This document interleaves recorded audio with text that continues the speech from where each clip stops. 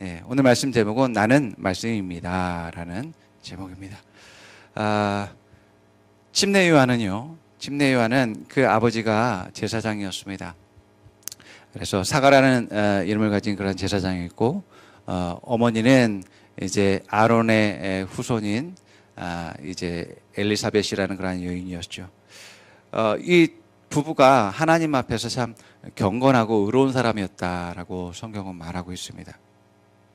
그래서 이 요한은 태어날 때부터 자기의 어떤 불신과 사명을 가진 사람이었어요. 그래서 주 앞에서 주의 길을 예비하는 자였다라고 말씀하고 있는 것을 보게 되는데, 실제로 요한은 예수님보다 6개월 앞에 먼저 태어난 사람입니다.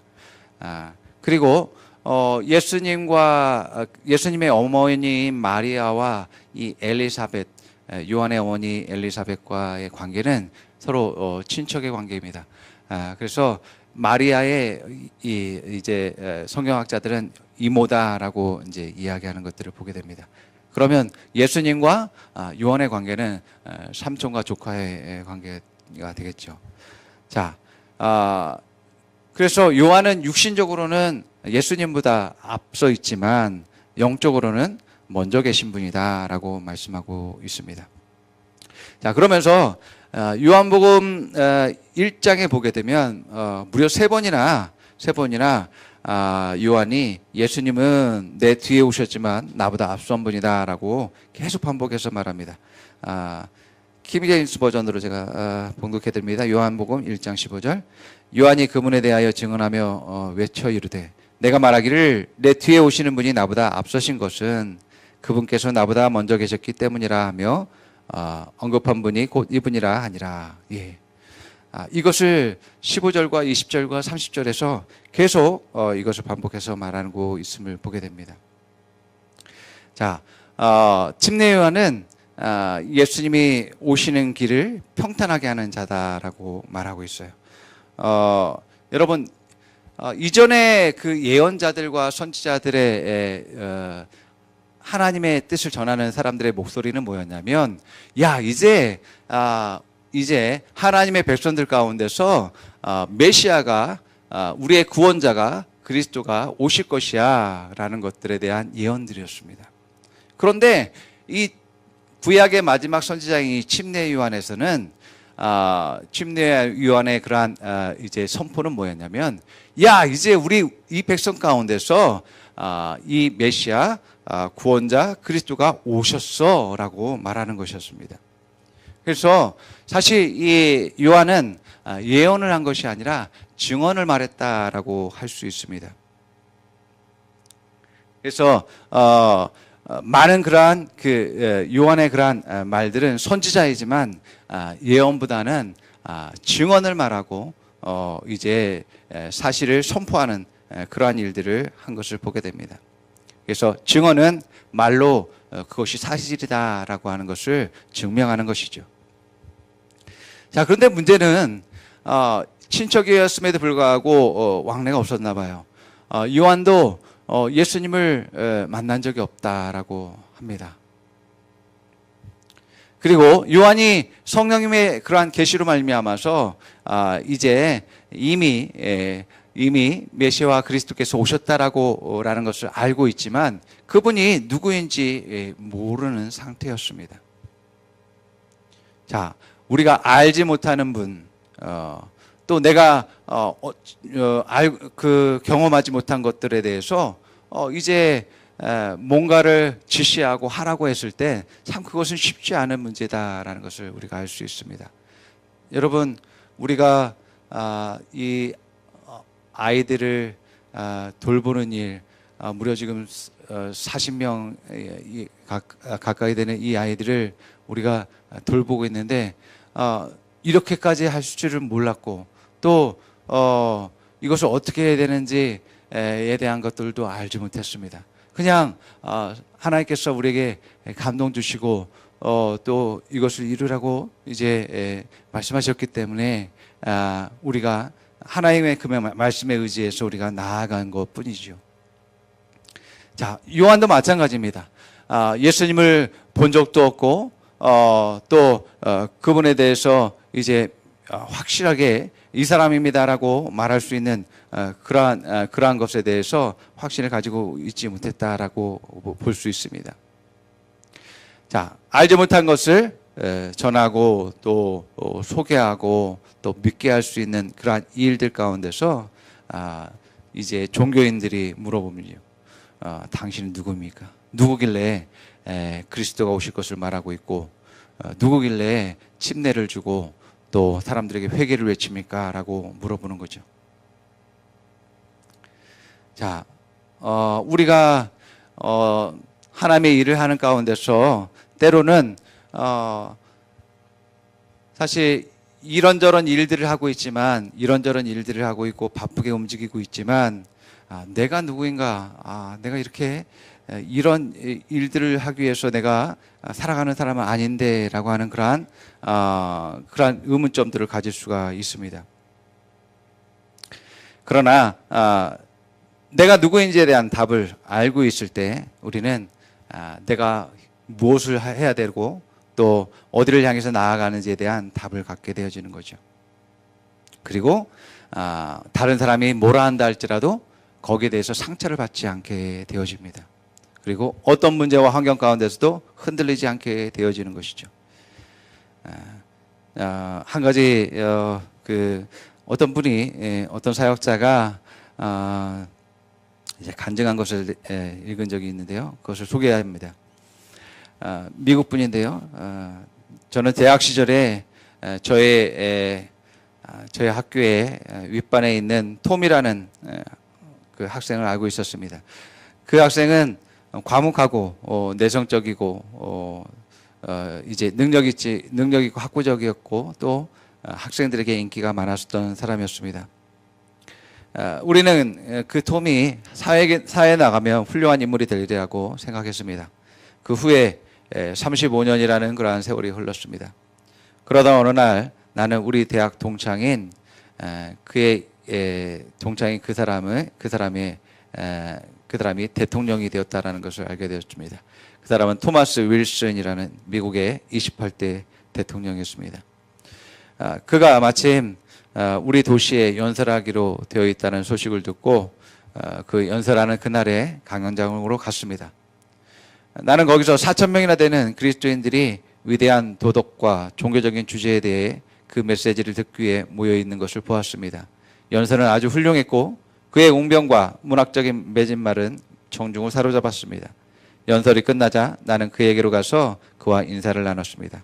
그리고 우리는 옛날 대학 시절에 대해서 즐겁게 담소를 나누었습니다. 그리고 그는 백악관으로 돌아갔고 나는 고층 빌딩에 있는 10층에 작은 방 2개가 딸린 내 사무실로 돌아왔습니다. 나는 가만히 앉아서 나의 그 옛날 대학 동창에 대해서 생각해 보았습니다. 그의 명성은 정말 지금 절정에 달해 있습니다. 한 나라뿐만 아니라 전 세계 이목이 그에게 집중되어 있습니다. 그러나 내 자신을 돌아볼 때 내 인생은 정말 조그만 구석에 감춰져 있는 아주 불투명한 사람처럼 보였습니다. 그러나 이 조그만 방으로부터 지금 전 세계로 주님으로부터 단순하면서도 헌신적인 메시지가 전달되고 있습니다. 당신은 알고 있습니까? 내가 내 자신의 마음속으로 들여다봤을 때 유명해진 대학 동창의 대통령이 된 그 동창에 대해 조그만 질투심이나 또 그 높은 지위에 대한 동경도 찾아볼 수 없다라는 것을 발견했습니다. 당신은 나의 이런 마음에 대해서 왜냐고 물을 수 있을 것입니다. 그것은 단지 내가 하나님의 성스러운 일을 위해서, 사업을 위해서 내게 부르심이 주어졌고 사명이 있고 이 누추한 자리 가운데 있다 할지라도 내 인생의 기쁨이 되기 때문에 그렇습니다. 이런 간증을 합니다. 여러분들 어떻습니까? 여러분은 자기 자신에 대해서 누구라고 생각하고 있습니까? 우리 매일같이 아기들 기저귀를 갈고 청소하고 밥하기 때문에 혹시나 여러분 자신을 식물하고 생각하고 있지 않나 생각합니다.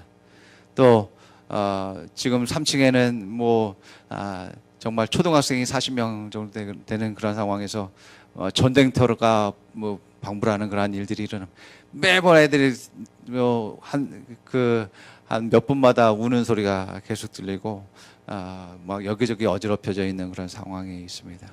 그런 상황에서 정말 내가 뭐 하고 있나 그런 생각을 할 수도 있겠죠.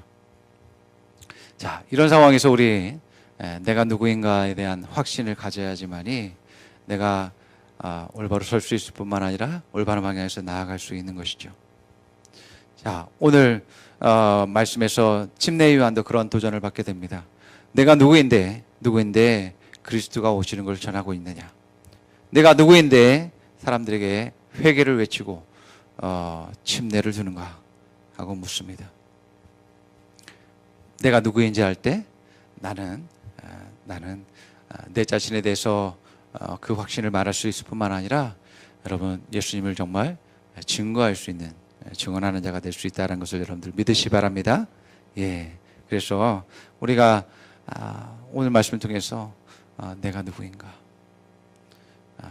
나의 부르심과 사명과 또 내가 왜 무엇을 향해서 나아가야 되는가에 대해서 여러분들에게 깨달음이 있기를 축원합니다. 예.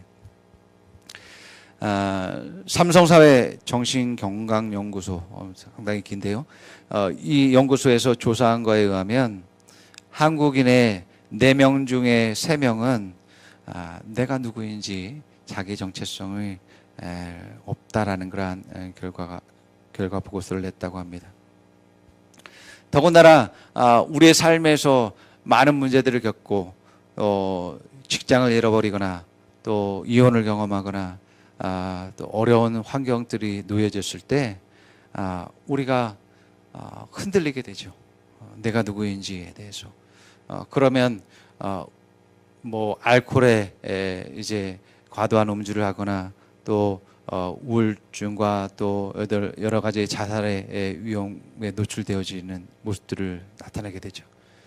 그래서 그런지 우리나라가 OECD 국가 중에서 술 소비, 양주 소비 1위라고 하고 자살률 1위라고 하는 그러한 불명예를 가지고 있습니다.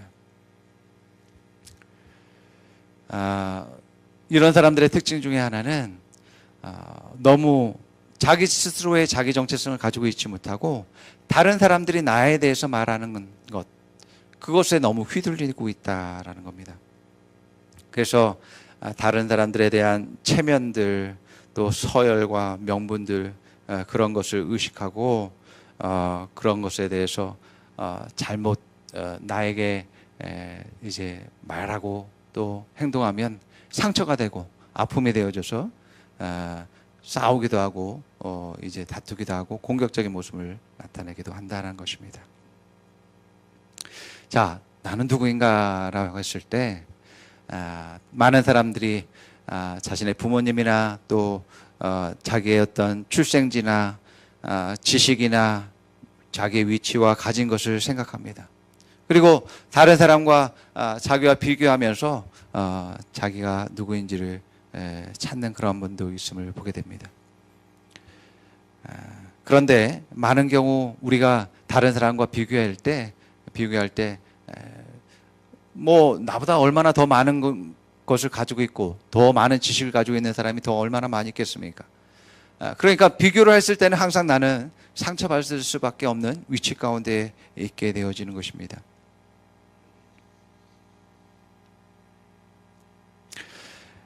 그런데 여러분, 내가 무엇을 가지고 있든 어떤 위치에 있든 여러분들이 가진 그 자리와 가진 것이 여러분들의 진짜 모습이 아니다라는 것을 여러분들 기억하기 바랍니다. 왜냐하면 이것은 시간이 지나면 바뀌는 것입니다. 그것들은 옷처럼 한 번 입고 때가 지나면 벗고 물러나야 될 것들이라는 겁니다. 내가 대통령의 자리에 있고 또 내가 많은 돈을 가지고 있다 할지라도 언젠가는 그 자리에서 물러나야 되는 것이에요. 대통령이 나의 정체성이 아니라는 겁니다. 내가 많은 돈을 가지고 있어요. 그렇지만 그게 나의 정체성이 아니에요. 내가 나이 들고 더 이상 그냥 내 먹는 거, 잠깐 먹는 거, 건강하는 거 유지하는 것만 사용하는 사람이 된다면 그 많은 돈이 내게 뭔 소용이 있겠다는 거죠. 결국 이 모든 것들이, 내가 가지고 있는 것, 나의 위치나 이런 것들이 우리의 옷과 같이 한때 있고 때가 지나면 벗어놔야지만이 되는 것들이라는 거죠. 그런 상황에서 정말 나는 뭐지? 나는 누구지? 그런 의문에 대한 답을 가지고 있어야지만이 된다는 겁니다. 그래서 성경은 말합니다. 이 세상적인 가치와 혈통과 지식으로는 진정한 나를 발견할 수 없다라고 말합니다. 오직 하나님의 말씀에서 나를 발견해야 된다는 겁니다.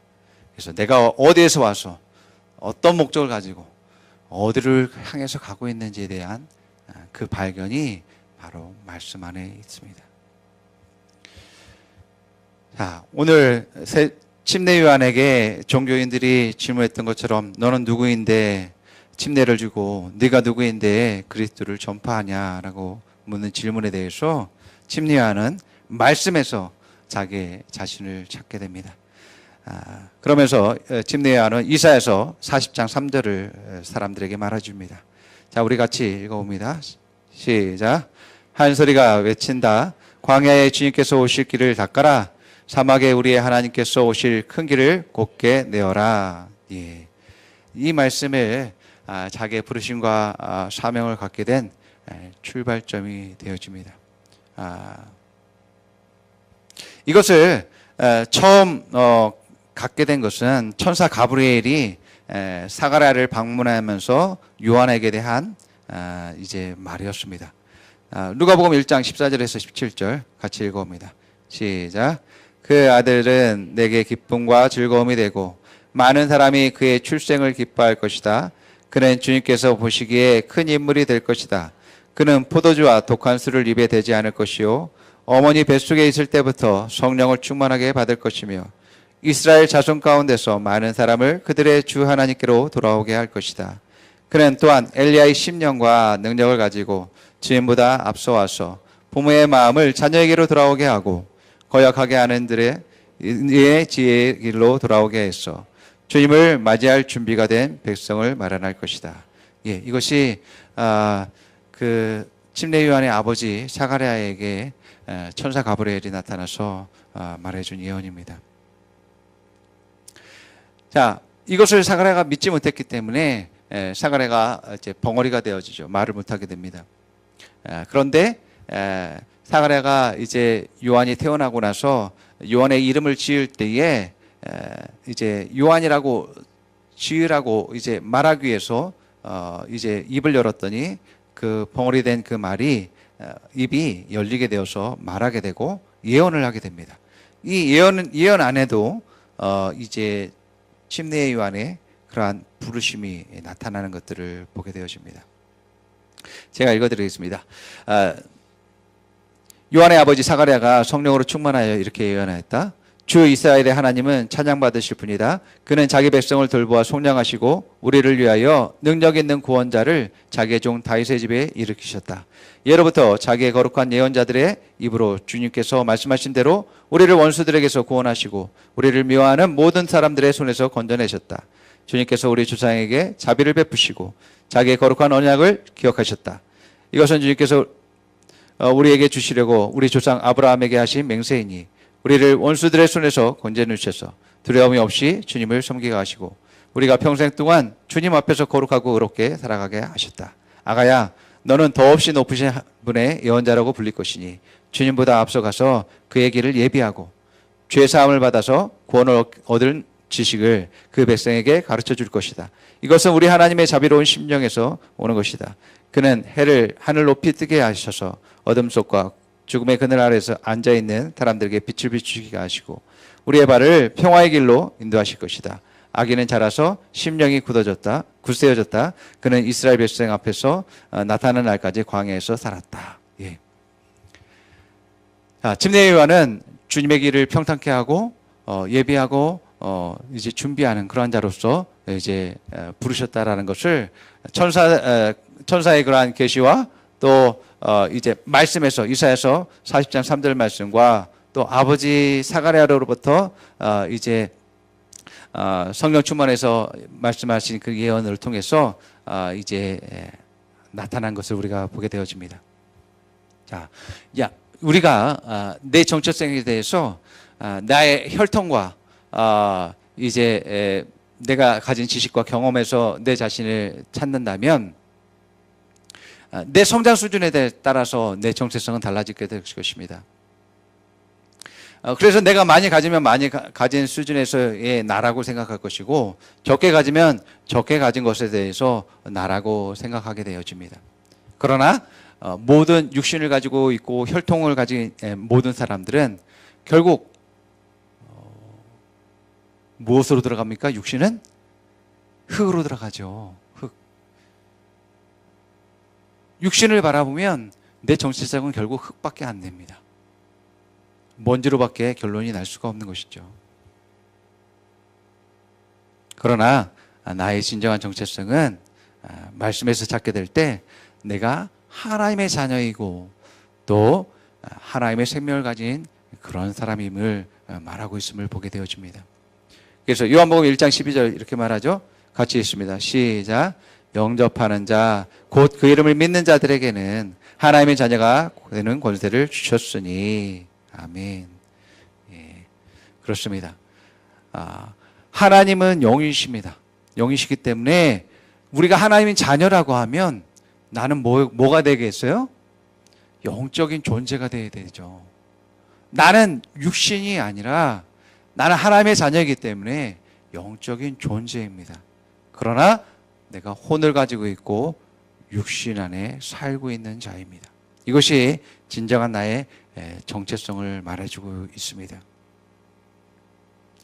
그래서 요한복음 8장 51절과 51절에 대해서 우리가 영적인 존재이기 때문에 어떤 삶을 사는지에 대해서 잘 말해줍니다. 같이 읽습니다. 시작.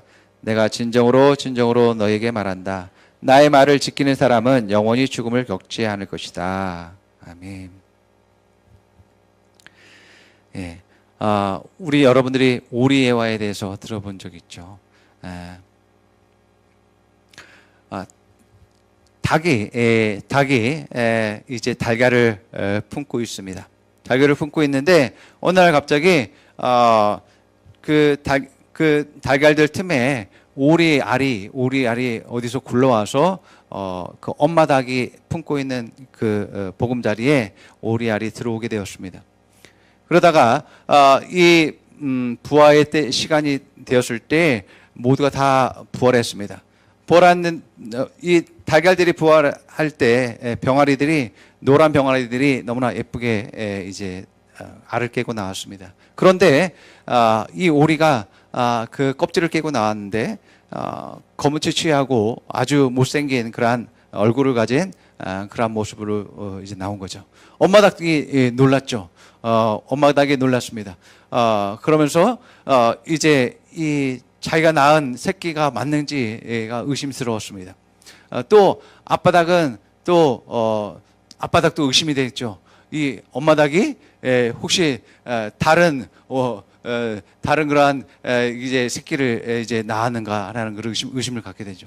그러나 어쨌든 간에 자기가 낳은 이제 새끼이기 때문에 이제 엄마가 닭으로서의 그러한 삶을 가르칩니다.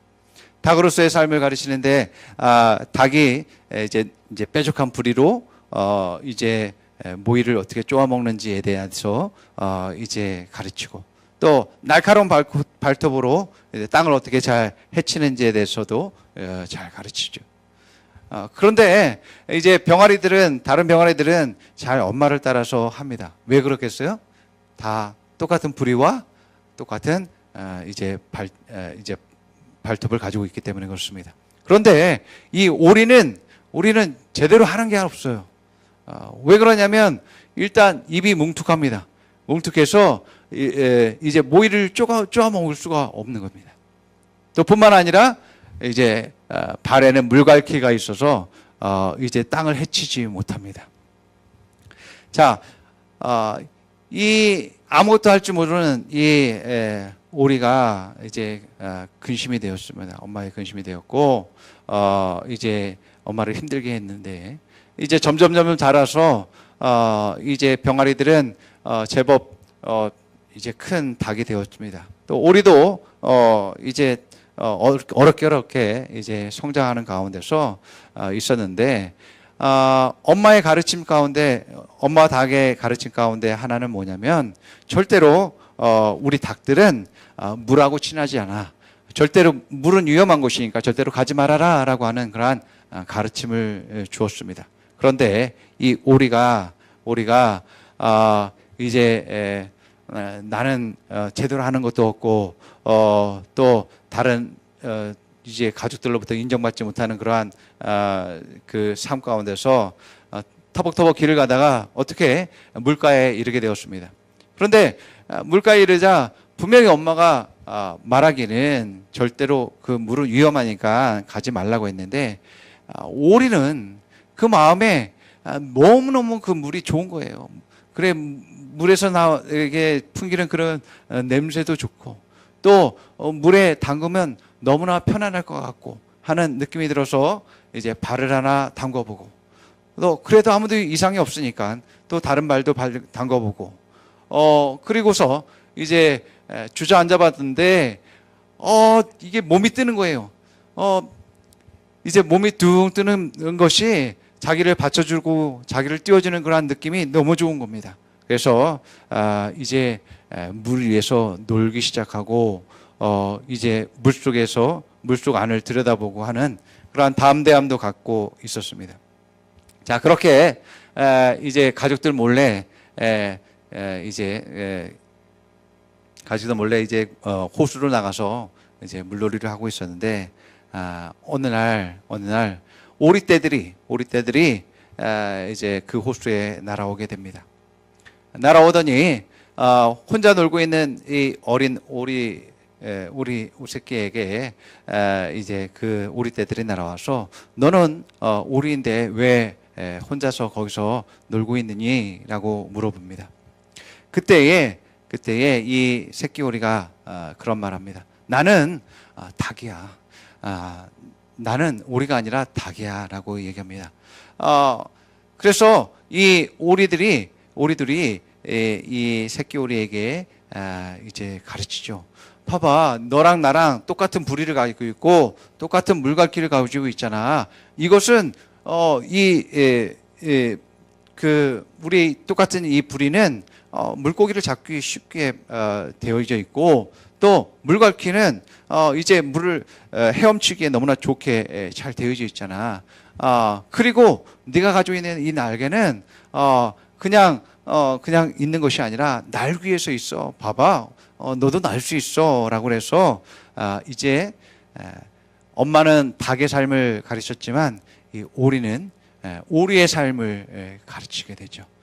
그래서 이제 점점 오리로서의 살아가는 그러한 삶에 대해서 이제 능숙해지자 이제 어느덧 오리들이 떠나야 될 그러한 시점이 되었습니다. 그래서 이제 이제 존중받지 못하고 항상 무시만 당하는 그러한 그 새끼 오리가 이제 결단을 냅니다. 이제 나는 그 병아리들 틈에 살아가기보단 나는 이 오리들의 틈에서 정말 내가 가지고 있는 이 부리와 이 물갈퀴와 이 날개를 제대로 사용하고 또 이제 활용할 수 있는 오리의 삶을 살 거야 라면서 같이 이제 오리들과 함께 날아갔다는 그러한 이야기가 있습니다. 자, 내가 인간으로서 육신적인 그러한 삶을 쫓아간다면 나는 세상이 가르치는 그러한 지식과 경험과 그러한 세상이 주는 기쁨만을 가지고 살아가게 될 것입니다. 그러나 그 결국이 뭡니까? 결과가 결국 흙이라는 겁니다. 모든 것을 다 내려놓고 끝나버리는 인생이, 허무한 인생이 바로 사람의 모습이라는 겁니다. 그런데 성경은 말합니다. 너는 나의 자녀라고 얘기합니다. 하나님의 자녀라고 이야기합니다. 하나님의 생명을 가진 자라고 이야기합니다. 하나님의 생명을 가진 자는 하나님의 자녀로서의 삶이 있는 것입니다. 하나님의 자녀는 절대로 죽지 않습니다. 아까 말씀드렸죠. 우리는 영적인 존재라고. 육신은 나이가 들어서 한 점의 흙으로 돌아갈 거겠지만 우리의 영혼은 영원히 살 것이고 또 하나님의 영광 안에서 우리가 살아가는 그런 존재라고 말합니다. 그러면 우리가 이 땅에 영원히 산다면 우리가 이 땅에서 해야 될 목적이 있는 것이죠. 아까 말씀드린 오리가 그런 그 주둥이와 날개와 물각기로 여러분 닭처럼 살아간다면 제대로 된 기능을 할 수가 없습니다.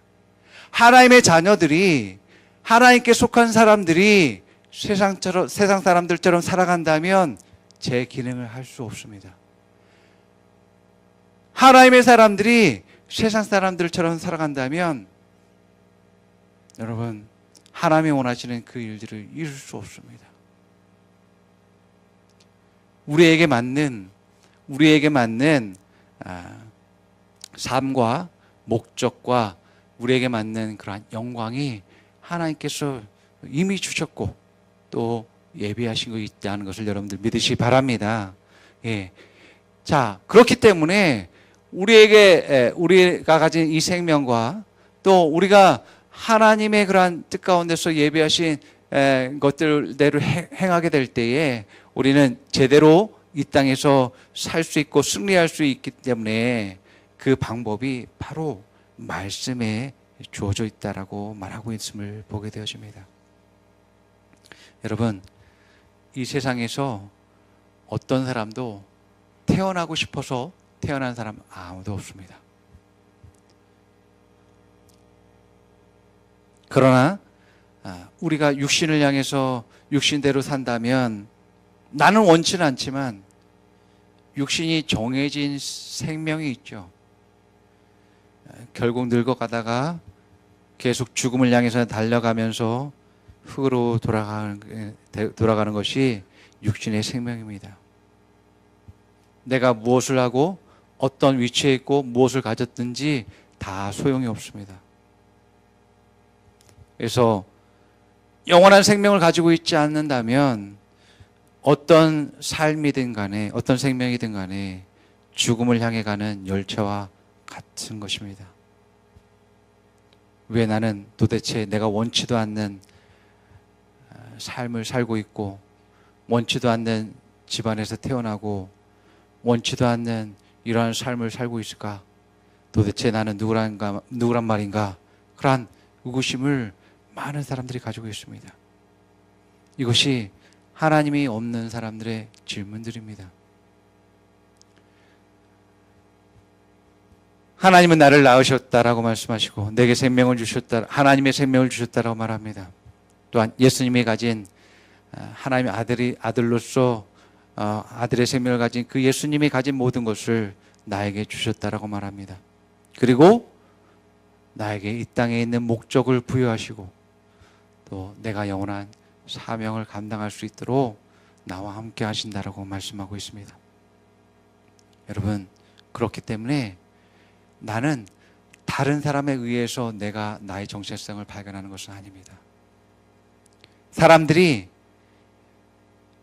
의해서 내가 내 정체성이 발견되는 것이 아니라 하나님에 의해서, 하나님의 생명에 의해서 내 정체성이 발견되기 때문에 나는 다른 사람이 나에 대해서 어떤 말을 하든 그것이 내가 될 수가 없습니다.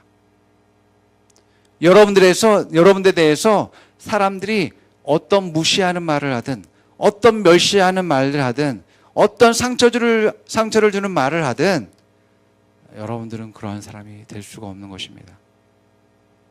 내가 그런 사람이 아니기 때문에 그 사람들이 나에게 대해서 어떤 말을 하든 나는 상처받지 않습니다. 아멘. 하나님의 말씀이 말하는 것이 바로 나이기 때문에 그렇습니다. 그래서 그리스도인들이 새로운 피조물들이 상처받았다라는 말을 할 수가 없습니다. 왜요? 나는 그런 사람이 아니기 때문에 그렇습니다. 여러분, 우리 주보에 그 뒤에 설교 요약문 가운데 있을 겁니다. 고백기도문에 나에 대해서 이렇게 정의하는 말들이 있습니다. 우리 같이 한번 읽어볼까요? 1. 나는 하나님의 아들이므로 하나님을 아빠 아버지라 부릅니다. 하나님께서 그의 독생자를 세상에 보내신 것은 우리로 그를 통하여 살게 하려 하심입니다. 3. 하나님이 이 땅에서 사신 것 같이 우리도 이 땅에서 모든 것을 다스리며 살아갑니다. 4. 나는 질병을 거절합니다. 나는 실패를 거절합니다. 5. 나는 위를 사랑하시는 부분으로 말미암아 정복자보다 더한 자입니다. 6. 나는 축복받은 자입니다. 내가 가는 곳마다 복이 따라갑니다. 7. 예수님께서 영생을 가져오셔서 나는 예수님과 같은 종류의 삶을 삽니다. 8. 나는 복의 언약궤입니다. 9. 나는 이 땅에서 왕과 같이 살아갑니다. 10. 왕의 말에는 권위가 있으므로 나는 왕과 같이 말합니다. 그러면 그 말은 말한 대로 역사합니다. 11. 나는 보통 사람이 아닙니다. 12. 나는 하나님의 대사입니다. 13. 나는 하나님의 편지입니다. 예, 그렇습니다. 그렇기 때문에 복음이라는 것은 기쁜 소식이고 복된 소식인 것입니다. 내가 죄 가운데서 육신 가운데서 죽을 수밖에 없는 나를 예수님이 그 죄를 짊어지시고 죽으셨고 예수님의 그 하나님 아들 된 그 생명을 내게 주심으로 말미암아서 하나님의 생명으로서 이 땅 가운데 살아가도록 하셨습니다. 오리의 생명을 가지고 있었기 때문에 오리의 삶을 살았습니다. 닭이 생명을 가지고 있기 때문에 닭의 삶을 사는 것이죠. 하나님의 자녀는 하나님의 생명을 갖고 있기 때문에 하나님의 자녀의 삶을 살도록 지어진 것을 여러분들 믿으시기 바랍니다. 예. 사람들은 침례 요한을 그리스도 또는 엘리야 선지자라고 이야기했습니다. 그런데 요한은 나는 그리스도도 아니고 엘리야도 아니고 다른 선지자도 아니야 라고 말합니다. 그러면서 자기는 광야의 소리라고 이야기합니다. 여러분, 이 말씀을 여러분들이 잘 이해하실 필요가 있습니다. 사실은 이 말씀이 오늘의 아주 깊은 말씀이고 계시적인 말씀이라고 할 수 있습니다. 이 광야의 소리는 하나님의 음성을 말합니다. 모세가 광야에서 하나님의 음성을 들었고 하나님과 대면했죠. 엘리야가 광야에서 노랫나무에서 하나님과 대화를 나눴습니다. 이처럼 광야의 소리는 하나님의 말씀이고 말씀을 대언하는 자라라는 그런 가르침이 있습니다. 그렇기 때문에 광야의 소리라고 자기를 소개했을 때는 나는 하나님의 말씀을 말하는 자입니다.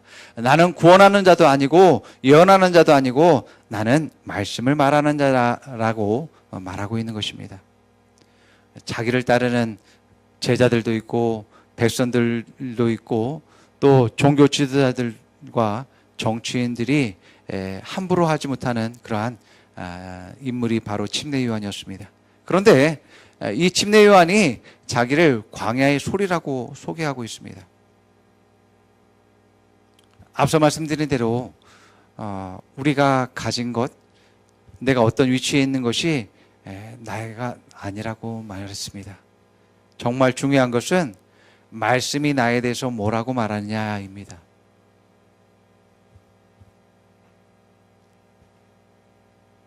여러분, 엘리야의 자리에 있으면 뭐 할 것이고 선지자의 자리에 있으면 뭐 하겠습니까?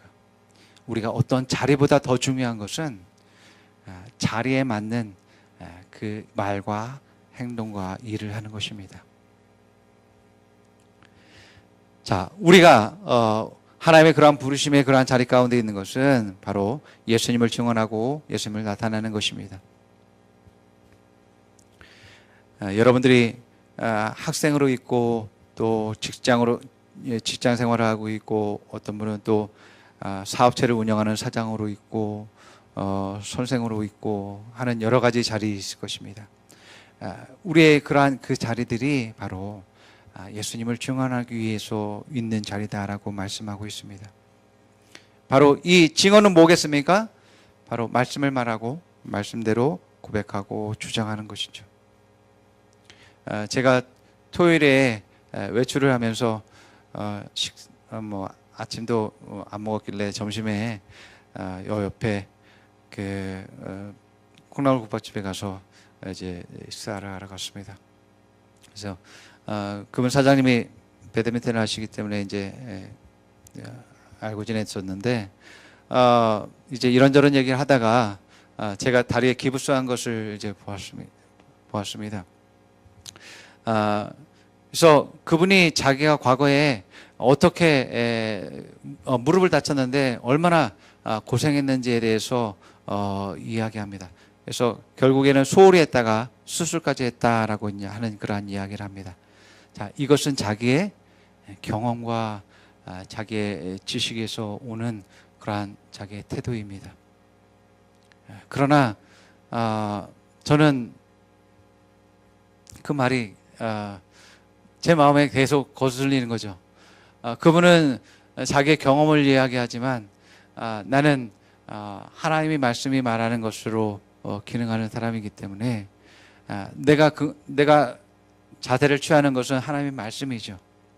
그래서 내가 예수님의 채찍으로 맞음으로 내가 나음을 입었습니다라고 고백하고 나는 하나님의 생명을 가진 사람이기 때문에 나는 건강한 사람입니다.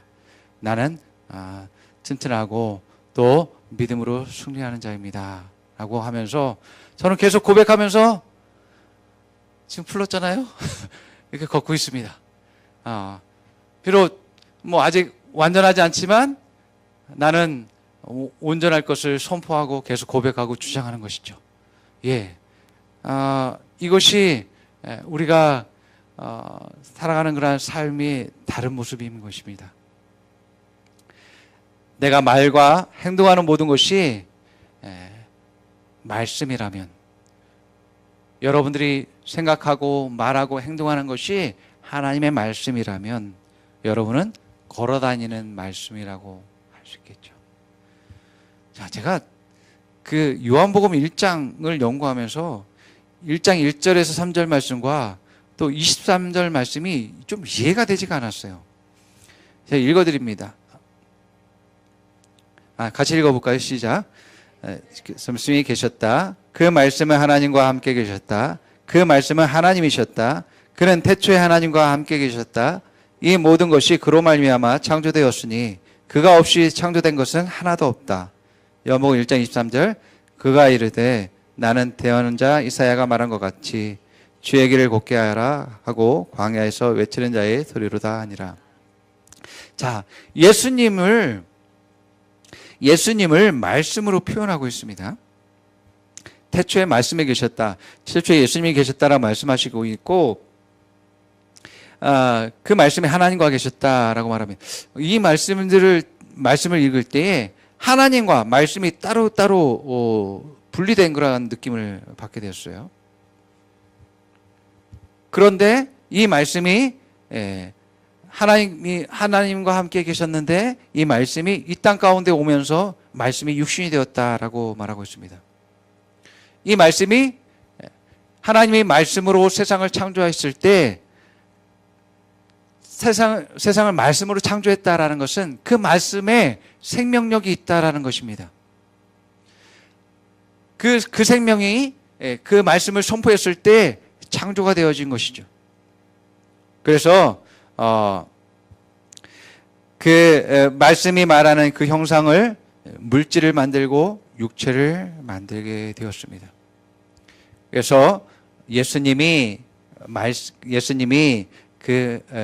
이 땅 가운데 오셨을 때 말씀이셨던 분이 형상을 입고서 사람의 형상을 입고서 이 땅 가운데 왔다라고 말하고 있습니다. 그래서 말씀이 사람의 형상을 입고 오셨는데 그분의 삶은 어떠했냐면 그분은 말씀을 말하고 그분은 말씀대로 행동하고 또 하나님이 말씀하신 그 말씀대로 사시다가 어떤 삶을 사셨어요? 사람들에게 생명을 주고 이제 자기의 모든 것을 주시고 하나님의 모든 것을 이루시는 삶을 살았다라고 말합니다. 자, 말씀대로 말하고 말씀대로 행동하고 말씀이 말하는 대로 다 이루었습니다. 우리는 이것을 뭐라고 말합니까? 말씀 그 자체네. 살아있는 말씀이네. 걸어다니는 말씀이네 라고 말할 수 있는 거죠. 그래서 태초에 말씀이 계시니라 라고 말하는 것이 이해가 되는 겁니다. 또 이와 동일하게 요한복음 23장에서 침례 요한이 나는 광야에서 외치는 소리야 라고 말하는 것이 이해가 되는 거죠. 하나님의 말씀, 이사야의 말씀, 이 말씀을 침례 요한이 말하고 있습니다. 광야에서 주의 길을 곱게 하라고 외치고 있습니다. 말씀대로 사람들을 회개하고 말씀대로 그들을 가르치고 침례를 줍니다. 그의 부르심처럼 주님을 예배하는 삶을 삽니다. 이 사람을 뭐라고 말합니까? 광야의 말씀, 광야의 소리라고 하는 것이죠. 예, 말씀대로 생각하고 말씀대로 말하고 말씀대로 행동하기 때문에 그 사람을 말씀이라고 말하는 겁니다. 그래서 제가 이것에 대한 계시가 오면서 이해가 됐어요. 말씀과 일치된 그러한 말과 말씀과 일치된 행동과 말씀과 일치된 그러한 사역 때문에 자기를 말씀으로 표현하고 또 소리라고 표현하는 것을 깨닫게 되었다는 것이죠. 자, 동일하게 성경은 우리에게 하나님의 백성과 하나님의 자녀들에게 내가 너희들을 말씀으로 낳았어 라고 말하고 있습니다. 말씀에 그 생명이 있으므로 그 생명으로 사는 자다라고 말하고 있습니다. 여러분, 여러분들이 뭐라고 불려도 상관없습니다. 침례 요한은 엘리야 아닙니까? 그리스도 아닙니까? 아니면 다른 예언자 아닙니까? 라고 불렸지만 그는 아닙니다. 나는 말씀입니다 라고 자기를 소개합니다. 광야에 있는 소리, 광야에 있는 말씀입니다 라고 말합니다. 이것이 바로 나의 정체성이 되어야 된다라는 겁니다.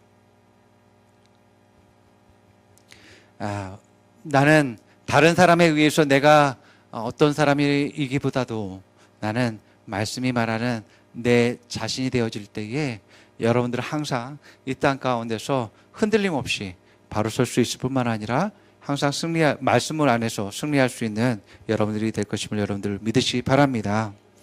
여러분, 예수님도 30년 동안 이 세상에 사셨을 때에 그분은 이제 어머니의 사랑하는 그런 첫째 아들이고 또 그분은 아버지의 목수의 일을 돕는 그런 또 목수였습니다.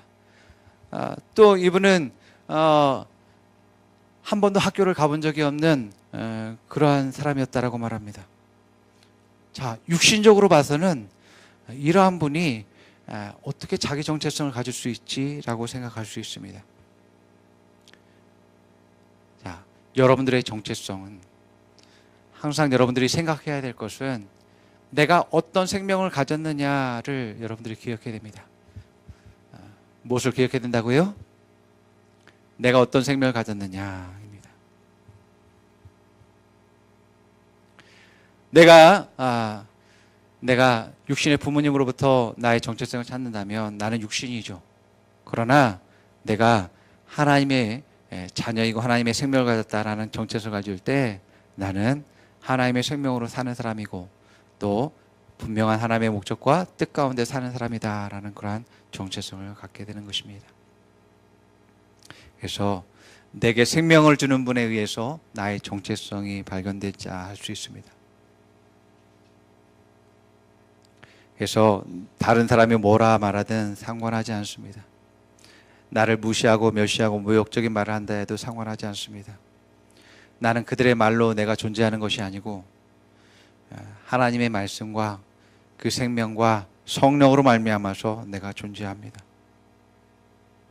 나의 존재와 나의 생명과 내가 살아가는 목적과 내가 해야 될 그 사명들은 나를 낳으시고 내게 생명을 준 그분으로 말미암기 때문에 바로 나는 정말 이 땅에서도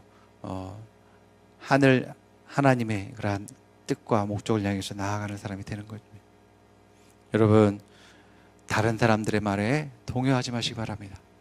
혹시 여러분들의 남편이 말씀과는 다른 말을 할 때에도 여러분 동요할 필요가 없습니다.